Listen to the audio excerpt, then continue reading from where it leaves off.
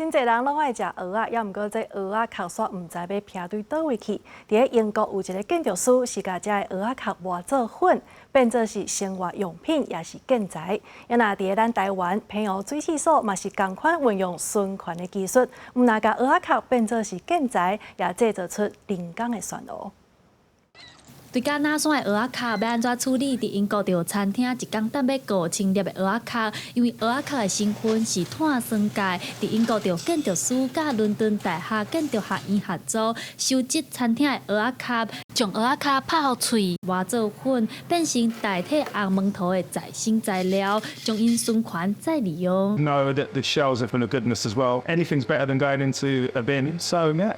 Great idea. Design this tray so then it can go back into the restaurants and they can serve oyster on a tray. 那伫英国，咱台湾澎湖嘛是，侪游客到澎湖佚佗会特别来食青草的好料。根据农业部的统计，澎湖逐冬拢会产生1900吨的蚵仔壳。一寡蚵仔壳甲无处理清气的蚵仔肉，经过曝晒，足够引起盲虫的洗炭，佮有歹片的臭臭味。为着要改善这款状况，澎湖水试所甲英国同款，运用循环技术，将蚵仔壳磨做蚵壳仔粉，提供建筑甲人工旋螺来使用。在思考把这个蚵壳粉当做两个主要用途。